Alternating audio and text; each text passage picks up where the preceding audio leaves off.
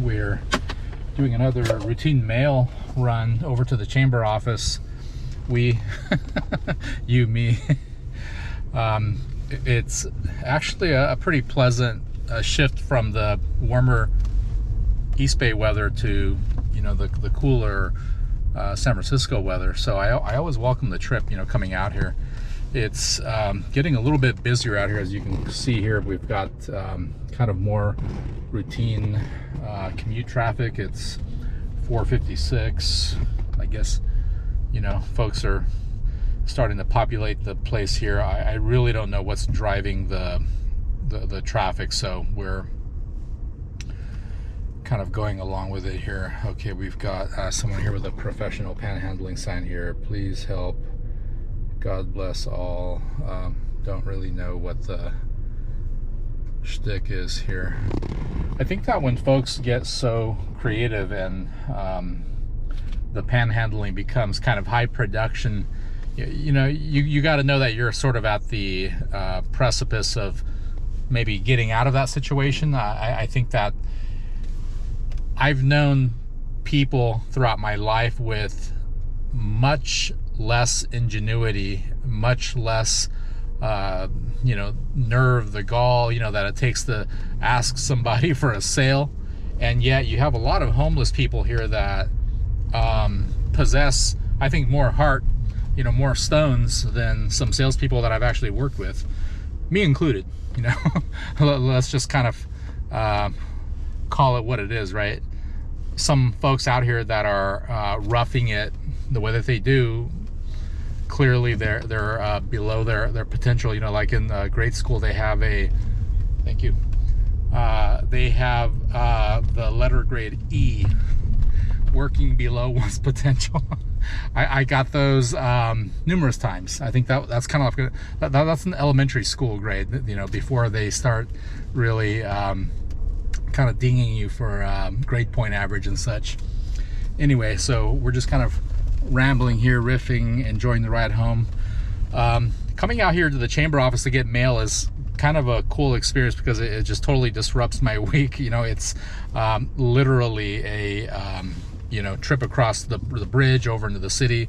I come out here for those eventual meetings, but these mail runs are just kind of out of the blue, when I feel like I need to get out and just, do some thinking and maybe hit up some of my favorite food spots or something, and I'm just kind of needing that sort of incentive, or sometimes it's either a reward for things that I've done, or I need an incentive to do the things that I know I gotta do. So today I think it's more of like an in-between. It's been kind of a rough, a very intense run up to this point, with a lot of personal, family, business, chamber things converging. And this was my first moment that I had this week to get away. It's only the beginning of the week, but it was I think something that I needed, just to kind of sort of brace myself for what's coming. We've got quite a few initiatives ramping up. I can tell you in all sincerity that building the next generation organization, here comes the hyperbole, it really does actually take something remarkable, something different. You can't repeat the same things and get a different result, right? So one of the major things that's had to happen is I've had to make personal changes. Okay, so the leadership in any organization always kind of sets the tone, and it sets precedents for how the organization will run, how people perceive it, and that's not been a very small feat in all my experience and all my just kind of ruminating over how to build a next level organization. I've realized that we've got to break the mold. Molds are so convenient. Right now, as it is, there are a bunch of organizations out there, for example, that have these budgets, these corporate social responsibility dollars that are already allocated for organizations that fall right into the little slots. And then for these organizations, when they're managing their budgets, you know, they go, you know, through the list, and there are categories. And in the case of ethnocentric organizations, you know, they want to kind of check the box across, you know, the full spectrum of you know, constituencies out there, which are, you know, in a lot of the cases organized by ethnicities, right? And that's just kind of how things are, for better or worse. That's how things are.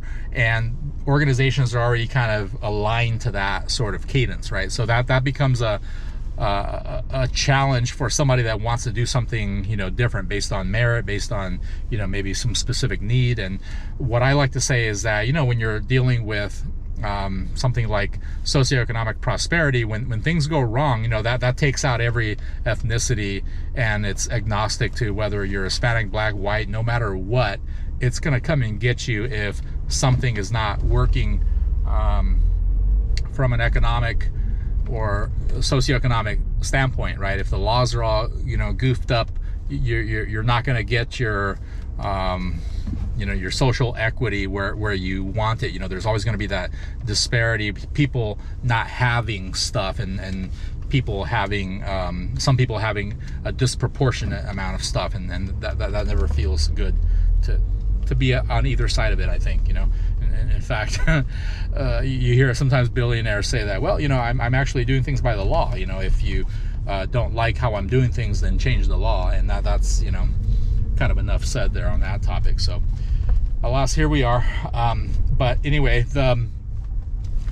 I think I was talking about the lull, you know, the inflection point, you know, the the inflection point is kind of a funny thing, because, you know, when you consider an inflection point, it's kind of like that point at the bottom where you're ready to spring, right? And something's about to happen, you know, you're at that, you know, you're the crouching tiger, right? And I've joked that sometimes I'm like the crouching tiger that, like, you know, fell over and took a nap, and, you know, just kind of thought about life for a bit, and pondered a little bit longer than he should have. And that's, you know, in all fairness, kind of part of my process, because everything that I've ever brought to this chamber organization, to the community, has always been from a point of sincerity. There's been a kind of you know, a bit of me in everything that I've done. So everything from the type of events that, you know, we'll produce, to the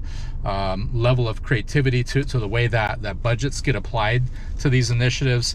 I don't like to lead with sort of like an outside corporate donor you know, kind of a drive. There's, if you're not careful, what'll happen is you'll get a bunch of people that want to become, or that will just simply, like, kind of join the chamber without you having anything to do with it. They'll join the chamber, and they'll suddenly want to come and drive your agenda. And as they say, you know, if you don't kind of set the tone yourself, somebody else is going to set it for you. And I've been very careful about that. We want to definitely be an extension of someone's voice. We think that there's a lot of value in getting the you know, mechanisms that typically drive chamber communications behind initiatives that actually really deserve propagating out there into the community. One of the things that we do really well is we amplify messages, right? We take what is sometimes not heard by a whole lot of folks, and we get it out there. You know, we have a pretty extensive database right now of approximately about like 20,000 plus folks in our directory, and our reach with our paid media programs goes, you know, it's pretty much kind of like no limits to that, depending on what kind of budget you want to throw on that. But, you know, we from time to time have initiatives that we do apply a paid communications media budget to, so we you know, keep growing you know, as a result of that. But anyway, the whole point being that we want to pick and choose our projects, our partners. We want to take a different approach to how we're actually driving impact. We want to kind of get to the crux of what is actually going to create that change. And the old system is dead. You know, the old Chamber of Commerce model is dead. You know, that's point blank. Chambers of Commerce come from a very interesting background where originally they were pretty much lobbying arms. If, let's say, there's something in the let's say socioeconomic space that requires affecting change in legislation, and we can clearly see a balance between community, commerce, and government, then we're all over that. That's our maxim: community, commerce, government. We look for ways to bring synergy to that kind of triad, right? We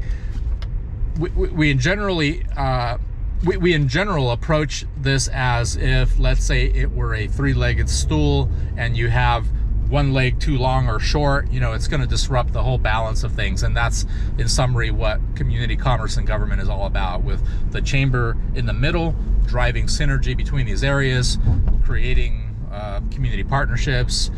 We are liaisons between the three. We help basically bring these three different segments of our community, of our broader community, you know, together, right? Whether it be the community that are just, you know, regular residents within a specific demographic area, or the businesses that are interested in those areas, or the folks in civic leadership, which are there to, you know, provide the balance that we need, right? Supposedly. We have a lot of options for how to do that, right? And that's where the creative challenges come in. You know, how do we actually grow the voice of the chamber? We're already, we moved from what used to be a couple of counties. So the Contra Costa Chamber and the Alameda County Hispanic Chamber, they in 2019 merged into the San Francisco Bay Area Hispanic Chamber of Commerce, and that's now our main thrust, our main communications vehicle for everything that we do. There are many organizations, ethnocentric and otherwise, that fall into these geographic regions which we're looking to collaborate with. But for the most part, what used to be the Hispanic Chamber of Commerce of Contra Costa County and the Hispanic Chamber of Commerce of Alameda County programs under my leadership are now rolled up into the new San Francisco Bay Area Hispanic Chamber of Commerce. And so what we're looking for now, what I'm looking for now, are like-minded leaders that want to do something really special. Okay, so there are, you can say, initiatives that can be created that actually converge these three aspects of our community, commerce, government, into programs that actually help businesses grow. That is a whole separate topic, and I don't want to kind of get into it too deeply here, but in summary, what that entails is taking, for example, your business, your industry sector, and looking for the areas in which maybe your business could be part of the community's voice, or the voice for that industry sector, and that business sector, and partnering with civic leadership in order to effect change that positively impacts our social parity. It's a great platform. I like to sometimes consider it a sandbox where we have, in essence, actually the better metaphor is like the Legos. I like to use that one quite a bit, because we kind kind of function as a platform for programs, for initiatives. So if you consider the chamber as being like that flat Lego board on which you stack the little Lego blocks, and sometimes you can build the blocks tall, or you can, you know, kind of build your you know, structure across, and these blocks are representative of like programs, initiatives, collaborations. And you know, sometimes you can create like a really tall siloed program, or link them across different programs. And that's one of the really neat aspects of what we've built, is this chamber as a platform concept. And the ideas, and you know, what's actually in the overall plan is by my standards quite impressive, because as I mentioned, the background I have is marketing, right? And you know, we're always looking to kind of bring a message in an innovative way. And what we've done here with this chamber is we've reached out so far, such as to kind of like break the mold, hence my earlier statement of the traditional chamber model being dead. And in fact, I think that, in fact, there are some works out there, some perhaps more authoritative works out there, some books written on the topic about how traditionally the chamber has worked and what's been effective now no longer being the case, right? So we have, just as one example, the constituency is very different. You know, we had for a while some trend where the true contributors of these chambers were older people. Let's say if you had some kind of you know, humanitarian maybe motive for why you would join, you know, you would join a chamber and actually maybe be like a working board member and contribute, and you know, you roll up your sleeves and, you know, give your time, money, and you know, your lifeblood basically. We have a much younger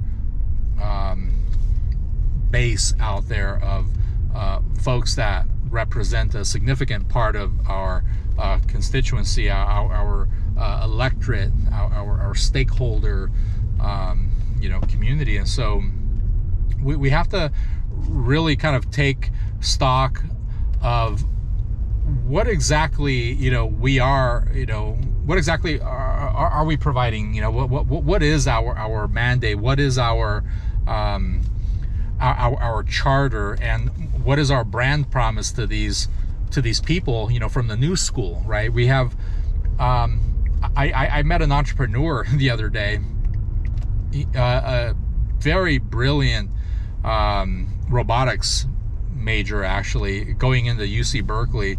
He started a company that's doing thermal imaging of, you know, construction and such, and you know, very bright gentleman, right? And we sat, you know, over coffee and just kind of, you know, talked about his business and what's going on and everything. And what was interesting about it is that, you know, because he was coming from that from that place that I can relate to so wholeheartedly, where at one point in time I could almost with all my heart say, man, like you know, I can remember being in your shoes, right? They were I would say, like, you know, pretty exciting times to say the least, you know, where like, you know, you're in your passion, you know, you've got the world ahead of you, you know, you've got your youth, you know, you've got that perfect mix of naivete and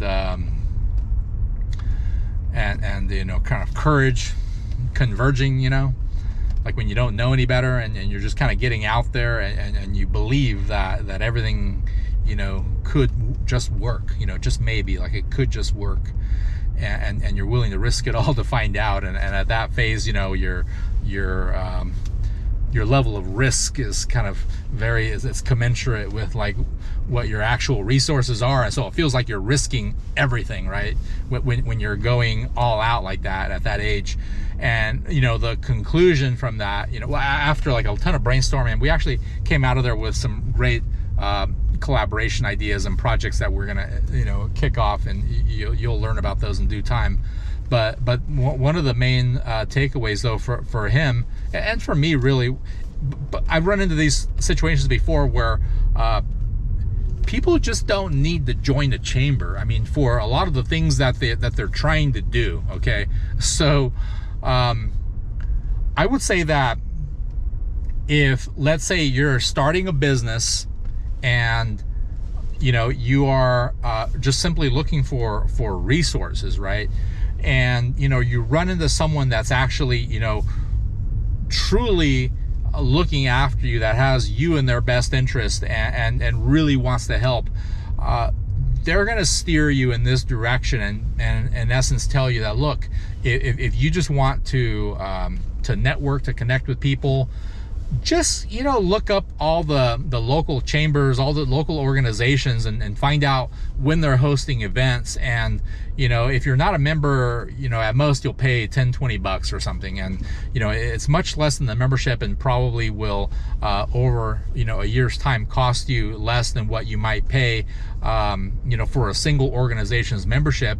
And you'll get to actually, you know, spread yourself out throughout, you know, a much broader region, and you know, kind of go across many different groups. So that's the advice that I gave to this gentleman, and you know, as a result, we came out of there with like a super high level of trust, and